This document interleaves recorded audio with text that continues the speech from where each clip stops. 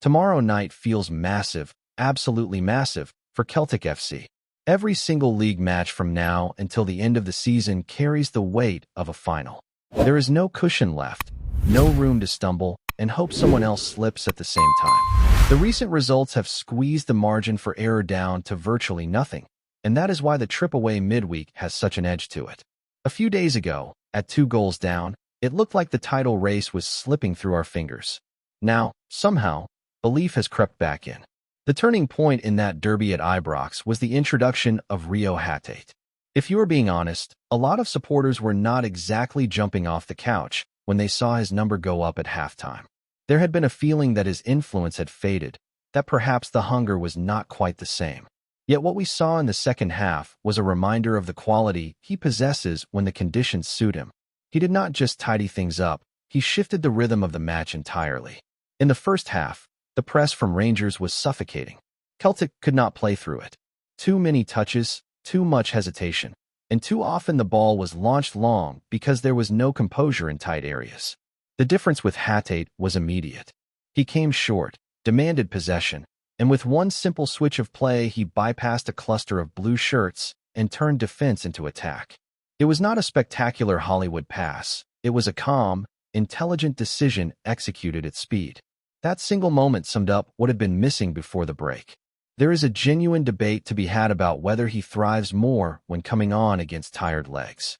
The tempo of the first half might have swallowed him up just as it did others.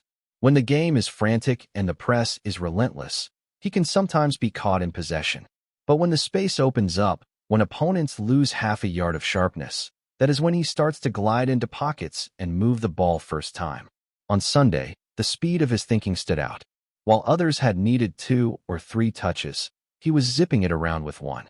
You could see the shift not just in Celtic's play, but in the atmosphere. The hostility inside Ibrox turned nervous. The home support, so loud and aggressive early on, began to murmur. As Celtic grew in confidence, Rangers shrank. It became wave after wave of green and white pressure, and suddenly the team that had dominated the first half could barely string passes together. That psychological swing matters. When you sense doubt in the stands, it seeps into the players. So the big question now is what happens next. Do you start Hatate in the upcoming away match against Aberdeen and trust that the spark he showed was the beginning of a resurgence? Or do you keep him in reserve, ready to influence proceedings if the game becomes stretched? There is also the consideration of managing minutes for others in midfield. The schedule has been relentless, and freshness could be decisive in the run-in. Because make no mistake, the arithmetic is brutal.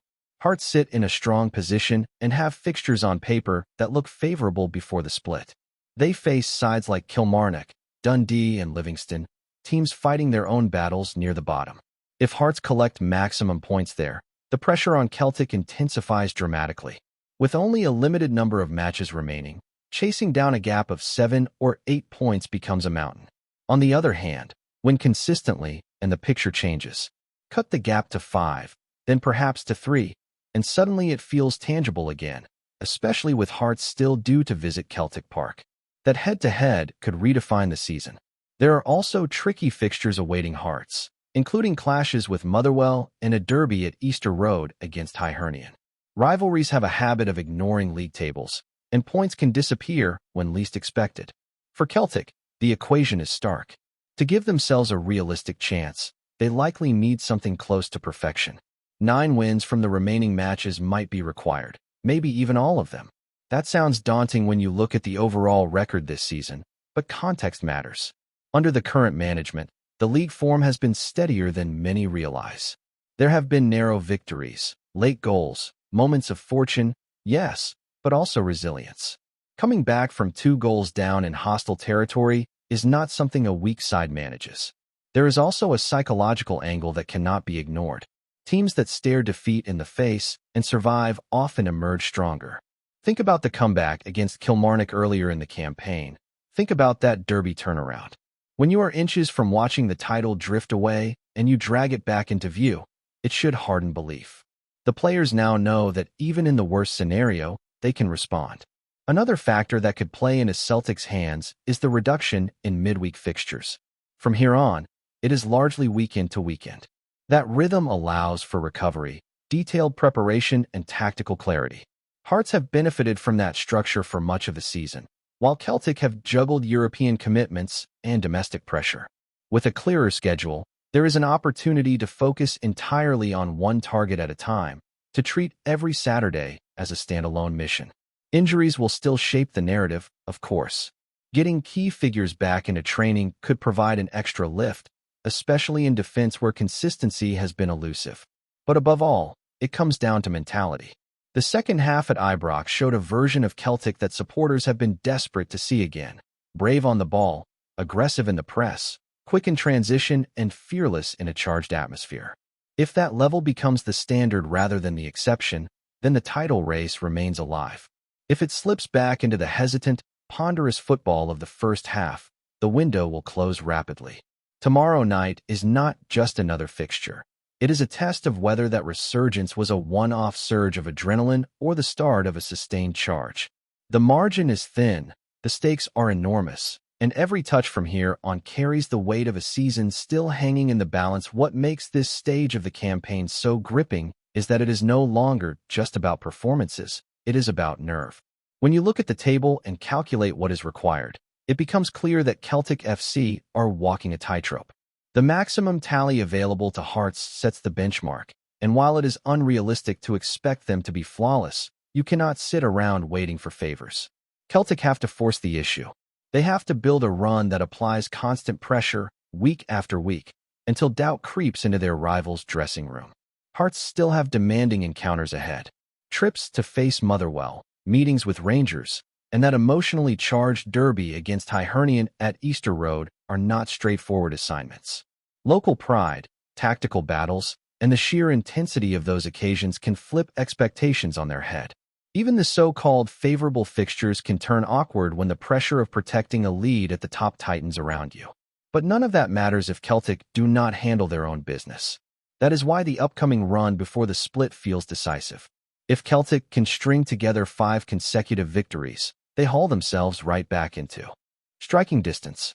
70 points going into the split would at least keep the dream breathing. Anything less, and the mathematics start to look grim. There is a genuine danger of running out of matches, of leaving the surge too late. The arithmetic does not lie. Drop a couple more points, and suddenly you are relying on a sequence of unlikely results elsewhere. Yet football seasons are rarely linear. Momentum shifts. We have already seen how quickly a narrative can change. One half of football at Ibrox had people writing obituaries for the title challenge. 45 minutes later, it was back on life support, with a pulse that could not be ignored. That swing has to be harnessed now. It cannot be an emotional spike followed by a flat response away from home. There is also something to be said for the psychological scar tissue this squad has built. Earlier in the campaign, setbacks seemed to trigger anxiety. Leads were surrendered, composure evaporated. But coming from 2 goals down in such a hostile environment forces a group to look in the mirror. It demands honesty. You either crumble or you respond. On that occasion, they responded with authority. The ball moved quicker, the pressing became coordinated, and the bravery returned. When you examine the current manager's league record in isolation, it is stronger than many would assume. The number of wins compared to defeats tells a story of resilience. There have been draws in notoriously difficult venues and a solitary loss that still stings, but overall there has been a steadiness. The frustration among supporters stems less from the points tally and more from the manner of some performances. Late winners, narrow margins, and spells of vulnerability have created an atmosphere of unease even during victories. That is why consistency of identity is so crucial now. The second half display in the derby was a throwback to a period when Celtic style was unmistakable. Quick switches of play, full backs driving high, midfielders taking the ball under pressure and releasing it with confidence. It was not just about passion, it was about structure. If that blueprint can be replicated, even 80% of it, the remaining fixtures become less daunting. Another significant factor is the shift to a cleaner weekly schedule. With European distractions gone and fewer midweek ties cluttering the calendar, preparation becomes more focused. Recovery sessions can be tailored. Tactical drills can be refined. Injured players have extra days to regain sharpness. Hearts have benefited from that rhythm for much of the season, playing largely one match a week while others juggled commitments. Now the situation levels out. That balance could tilt momentum. Supporters will point to the importance of strong starts in these remaining games. The captain admitted recently that attempts to ease into high-pressure encounters can backfire. Trying to take the sting out of a contest sometimes invites the sting itself. That lesson must be absorbed. In tight title races, hesitation is punished. A fast opening, a willingness to impose the tempo from the first whistle, can silence home crowds and settle nerves. There is also the subplot of other challengers lingering on the periphery. While the primary focus is on Hearts, you cannot completely dismiss Rangers from the equation. A run of victories from them would complicate the picture further. And then there is Motherwell, who may be outsiders but have shown enough this season to demand respect. The title fight is not a simple head-to-head. It is a crowded race where dropped points reverberate. For Celtic, the objective is brutally simple even if execution is not. Win the next match, then win the one after that. Do it often enough and the pressure shifts. Do it hesitantly and the opportunity evaporates. The players have already proven they can handle adversity. Now they must prove they can handle expectation. The belief among sections of the support has returned, cautiously, because they saw evidence of fight and quality intertwined. There is a sense that if this group can reach the split within touching distance, perhaps within a single victory of the leaders, the psychological balance changes. Suddenly Hearts are not protecting a comfortable cushion, they are glancing over their shoulders. A trip to Celtic Park under those circumstances would be seismic. The noise, the history, the pressure of knowing that one slip could undo months of work, it all feeds into the drama. But none of those scenarios matter if complacency creeps in. The margin for error remains razor thin. Even a draw could feel like a defeat at this stage. That is the brutal reality of chasing. The squad must channel the emotion of that derby comeback into controlled aggression rather than desperation. Patience on the ball combined with urgency off it. Composure mixed with conviction. When you strip it back, this is what supporters crave in a title run-in. Not perfection, but courage. Not guarantees, but visible commitment. The next stretch of fixtures will reveal whether that second-half revival was the spark that ignites a surge or simply a fleeting flash in an inconsistent season. Every training session, every tactical tweak, every selection decision carries amplified importance now. The chase is alive, but only just, and the responsibility rests squarely on Celtic to ensure that the story of this season is not one of what might have been, but of how they refuse to let it slip away when the odds tightened around them. Before we proceed, subscribe to our channel and enable notifications to receive all exclusive news about Celtic FC. Don't miss any details about your favorite team. It's extremely important for Celtic FC fans. The word doing the rounds in Scottish football circles is that Claudio Braga has shut the door on Heart of Midlothian and stepped straight into a new chapter with Celtic FC.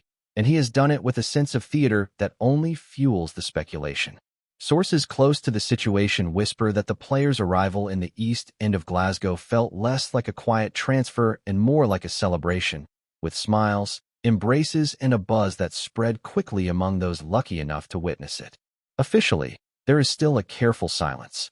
No statements, no confirmation, just knowing looks and a growing belief that something significant is taking shape behind the scenes. Braga's time at Hearts had been marked by steady influence and a personality that resonated with the support, which makes his apparent departure all the more striking. The rumor mill suggests that conversations had been ongoing for a while, with Celtic tracking his situation closely and waiting for the right moment to move. What has really caught attention is the tone surrounding his reported arrival. Rather than the usual low-key entrance, there is talk of a warm welcome, almost a party atmosphere, hinting at how highly he may be valued by those inside Parkhead. Some insiders claim that this enthusiasm reflects more than just a new signing, but a belief that Braga could fit seamlessly into the club's identity, both on and off the pitch. From the stands and the pubs, supporters are already debating what this could mean. Is he a statement of intent, a clever piece of business, or simply the next chapter in a career that has quietly gathered momentum in Scotland? Until the clubs break their silence, all that exists is rumor and anticipation.